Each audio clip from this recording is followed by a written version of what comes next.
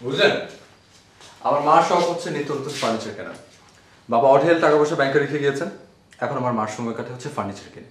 নিচে স্টোর রুমে যে কত জিনিসপত্র আপনি না দেখতে চিন্তাই করতে পারবেন না। আপনি কি করেন? বাবার টাকা ধ্বংস? জি না,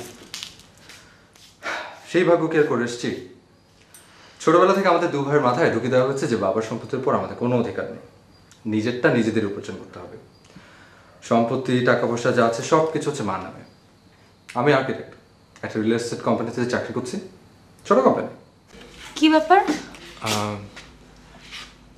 আপনাকে একটা কথা জিজ্ঞেস করতে চাচ্ছিলাম। কি? না মানে ওই যে তখন বলে না ওই যে বিয়ের ব্যাপারটা, এই ভুলটি কখনো করবেন না। ভুল কেন? ওটা আমার নিজস্ব মতামত, আপনার ক্ষেত্রে সেটা নাও হতে পারে। সেক্ষেত্রে তো আপনার 4টা পর্যন্ত ফরজ। Go ahead. না মানে আপনার ক্ষেত্রে আপনি কি বিবাহিত? কারণ তোর ওয়াইফ তোকে যতটা ভালোভাবে চেনে পৃথিবীর আর কারো পক্ষে সেভাবে চেনা সম্ভব না। ও, তার মানে আমারই দোষ? আরে আমি কি সেটা বললাম নাকি? আমি তো পুরো ঘটনা তোর কাছ থেকেই শুনতে চাইছি। দোষ কার সেটা তো পরে ঠিক হবে।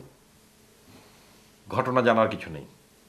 মনিকাকে আমি ডিভোর্স দিচ্ছি, তুই ডিভোর্স লেটার রেডি কর। অশিক্ষিতের মতো কথা বলিস না। ডিভোর্স লেটারে না লিখিস অন্তত আমাকে বলতে হবে তুই কেন ভাবিকে ডিভোর্স দিতে চাচ্ছিস। কারণ ছাড়া কেউ তো আর তার স্ত্রীকে ডিভোর্স দেয় না। বিষয়টা কি? বিষয়টা আমার জন্য অত্যন্ত অপমানজনক। লাখ টাকা বেতন দেবে আর কোনো কাজ থাকবে না, সেটা তো হয় না। আচ্ছা, কিছু পেতে গেলে তো কিছু স্যাক্রিফাইস করতেই হয়। তাই বলে সারাক্ষণ সেগুলোর বড়াই শুনতে হবে? আরে অফিস থেকে ফিরে তো এক গ্লাস পানি দেবারও মানুষ পাই না। রাত 11টার আগে কোনোদিন ভাত জোটে না।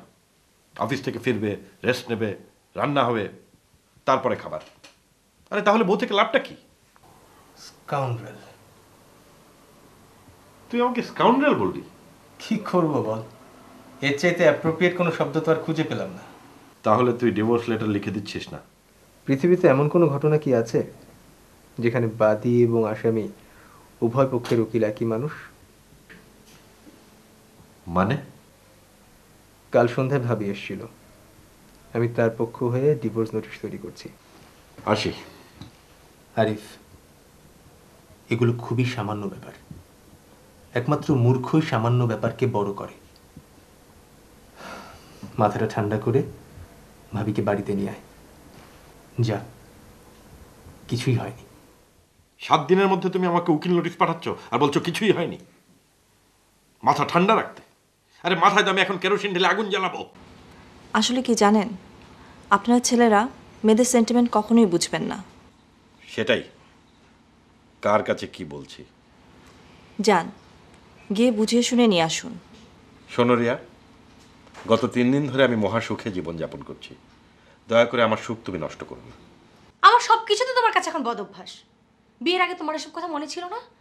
একটা ভালো অভ্যাসের মেয়েকে বিয়ে করতে তোমার পায়ের তলায় ভেস্ট মনে করে সারা জীবন কাটিয়ে দিত। বাজে কথা বলবে না। আমি আগেও লক্ষ্য করেছি তুমি কখনো নিজের দোষ স্বীকার করতে চাও না। ঠিক আছে বাবা, ঠিক আছে, আমার যখন এতই দোষ তুমি আমার সাথে সংসার করছো কেন? আমাকে ডিভোর্স দিয়ে দিলে তো পারো।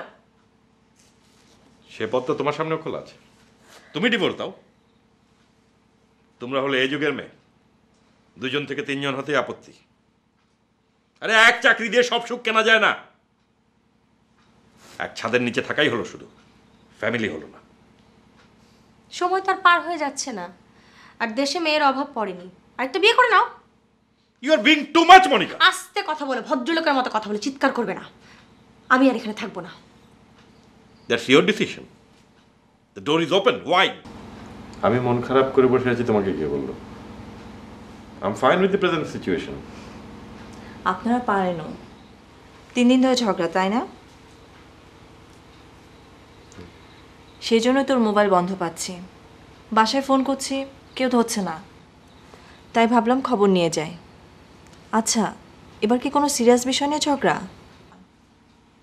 তোমার বান্ধবী তো সবসময় তিলকে তাল বানিয়ে আনন্দ পায়। আপনার কাছে যেটা তিল সেটা হয়তো ওর কাছে তাল হতেই পারে। আসলে কি জানেন, আপনার ছেলেরা মেয়েদের সেন্টিমেন্ট কখনোই বুঝবেন না। সেটাই, কার কাছে কি বলছি। যান, গিয়ে বুঝিয়ে শুনে নিয়ে আসুন। শোনো রিয়া, গত 3 দিন ধরে আমি মহাসুখে জীবনযাপন করছি। দয়া করে আমার সুখ তুমি নষ্ট করো না। আপনি যে কি সুখে আছেন তা আপনার চেহারা দেখেই বোঝা যাচ্ছে। 3 দিন ধরে ঠিক মতন খাওয়া দাওয়া, ঘুম হচ্ছে না, মুখটা শুকিয়ে একদম কাঠ হয়ে গিয়েছে। এই সুখের কি কোনো মানে আছে? আমি আসি আরিফ ভাই। তিলকে তাল বানানো ভালো, কিন্তু তালকে পচিয়ে ফেলা কোনো বুদ্ধিমানের কাজ না। 4 বছর ধরে সংসার করছি, কোনো নতুন অতিথির মুখ দেখলাম না। আর কোনো মেয়ে কি চাকরি করে না? হবে আরিফ ভাই, সব হবে। Riya, I have taken my decision. আমরা আর একসাথে থাকছি না। আমি আজ উকিলের সাথে কথা বলবো। আমার ধারণা তোমার বান্ধবীও নিশ্চয়ই সেটাই চায়। আরিফ ভাই, মাথা ঠান্ডা রাখেন। উকিল তো আর পালিয়ে যাচ্ছে না। 1 মাস পরেও উকিলের সাথে কথা বলা যাবে। কি যাবে না? আসি আরিফ ভাই। কদিন যাক, দেখবেন আপনাকে ভালোবেসে ফেলে পুরো সংসারটাই গুছিয়ে দিচ্ছেন। জি? না মানে আসলে নিজস্ব বাড়ি তো, তাই মনের মতো করে গুছিয়ে রাখতে খুব পছন্দ করেন। ও, আপনি যদি কিছু মনে না করেন, আপনাকে একটা কথা জিজ্ঞেস করি। মনে করার মতো প্রসঙ্গ হলে সে বিষয়ে কথা না বলাটাই ভালো, তাই না? আপনি কি বিবাহিত? Not really. এর অর্থ? অলমোস্ট ভেজিটেরিয়ান বলে একটা কথা আছে না, অনেকটা সেরকম। বুঝলাম না। Next question. না তেমন বিশেষ কিছু না, একজন সাকসেসফুল অ্যান্ড ইন্ডিপেন্ডেন্ট একটা মেয়ের সম্পর্কে ধারণা নিলাম, এই। বিয়ের জন্য মেয়ে দেখা হচ্ছে? মা দেখছেন? আপনি দেখেননি? ঢাকা শহরে পাত্র হিসেবে মেয়ে পাওয়া তো দুর্লভ ব্যাপার। সবাই প্রায় বুকড, নো ভ্যাকেন্সি। মোটামুটি জন্মের পরে যদি বুকিং দেওয়া যায় তাহলে হয়তো কপালে জুটবে, নইলে না।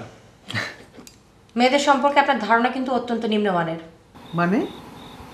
মনিকাকে যদি একটু ডেকে দিতেন, খুব জরুরি প্রয়োজন। মনিকাকে ডেকে দেবো মানে? ও তো এখানে নেই। কোথায় গেছে? এসব কি বলছো তুমি? ওকে তো আজ সকালে বুঝিয়ে শুনিয়ে তোমার ওখানে পাঠিয়ে দিয়েছি। আপনি বোধহয় জানেন না মা, গতকাল সে উকিলের সাথে দেখা করে ডিভোর্স লেটার তৈরি করতে দিয়েছে।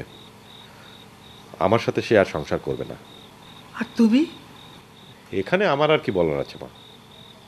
আপনার মেয়ের রাগ তো জানেন। কিন্তু বাবা, রাগ শুধু স্বামীদেরই থাকবে, আর স্ত্রীকে তা মেনে নিতে হবে। আর স্ত্রী যদি রাগ দেখায়, তাকে চলে যাবার পথ দেখিয়ে দিতে হবে। সংসার কি তোমার একার? সংসার তো দুজনের। তাহলে মনিকাকে কেন চলে আসতে হলো?